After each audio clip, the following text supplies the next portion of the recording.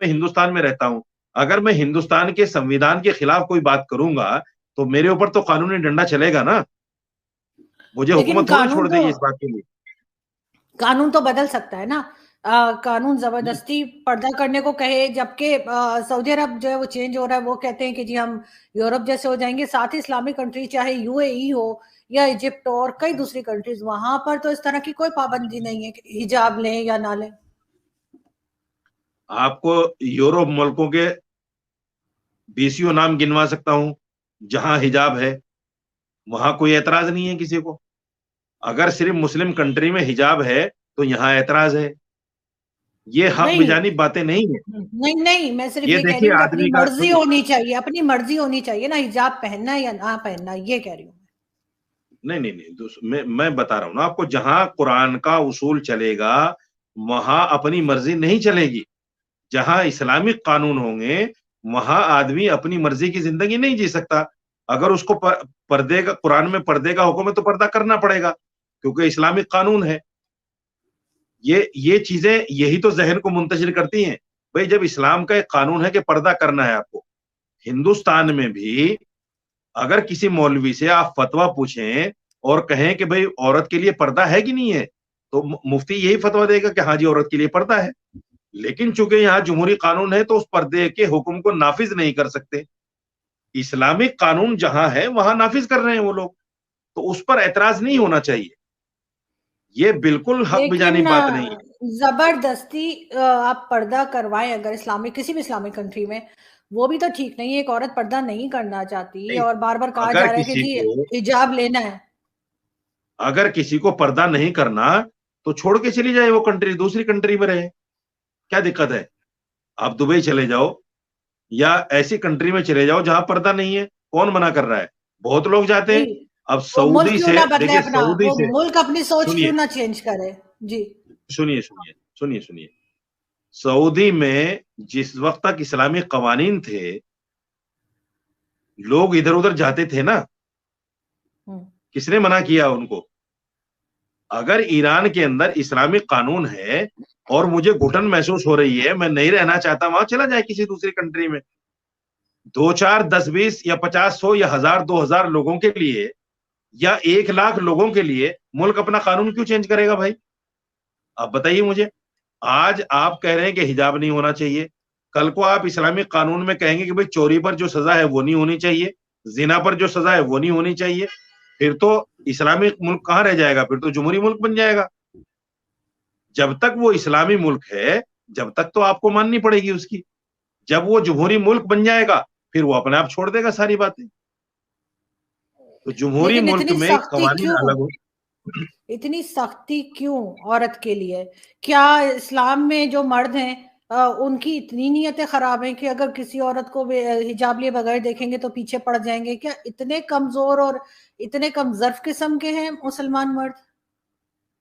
نہیں، نیتیں تو عورتوں کی بھی خراب ہیں. آج کل تو عورتیں باقاعدہ آگے چل کر پرپوز کرتی ہیں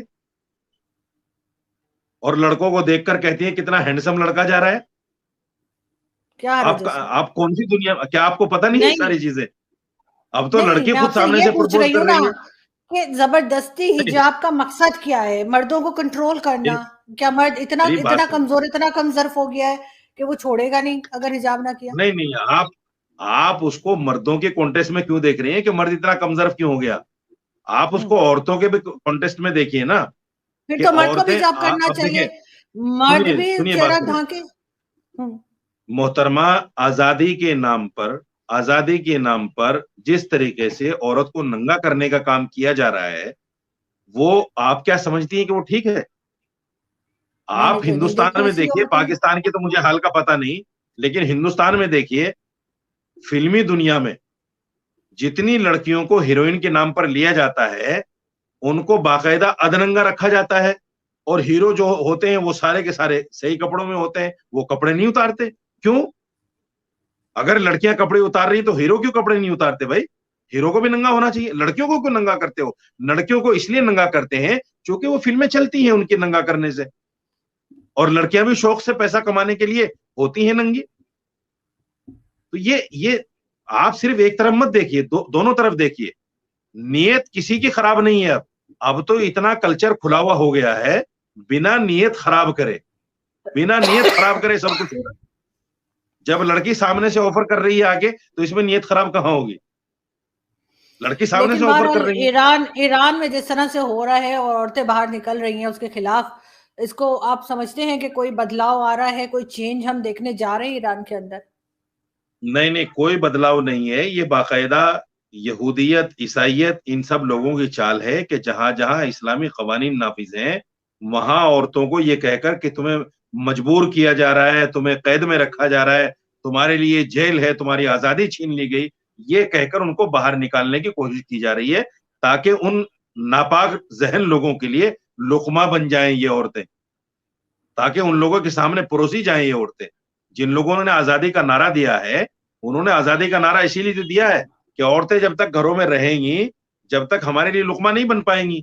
जब ये घरों से बाहर निकलेंगी, ऑफिसों में आएंगी, कारोबार में आएंगी, उसके बाद ही तो हम इनसे बातचीत कर सकते हैं, तभी तो हमारा लुकमा बन सकती हैं, तभी तो हम इनके साथ खेल खेल सकते हैं। ये सारी चीजें औरत नहीं समझ रही है इस चीज को। औरत तो यानी ये उसको अपनी यहूदी आजादी कर रहे हैं, समझकर, ईसाई और यहूदी ये कर रहे हैं। उनको कहाँ, वो अपनी यस, कंट्री में बैठे हुए हैं, उनको उधर ईरान जाना है उन्हें क्या, यहूदियों को भी और ईसाइयों को भी।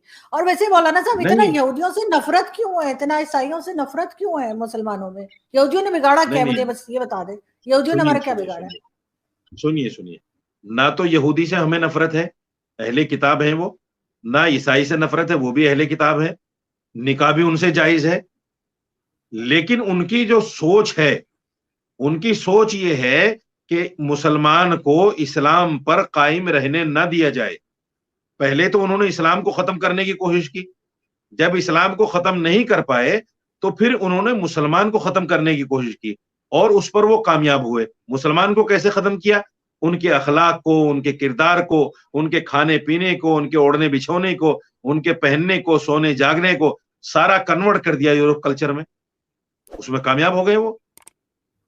आप मुझे बताइए, हिंदुस्तान से हमने अंग्रेज को भगाया, मुत्तहिदा हिंदुस्तान जब था, हमने भगाया, सबने मिलकर, हिंदू मुसलमानों ने।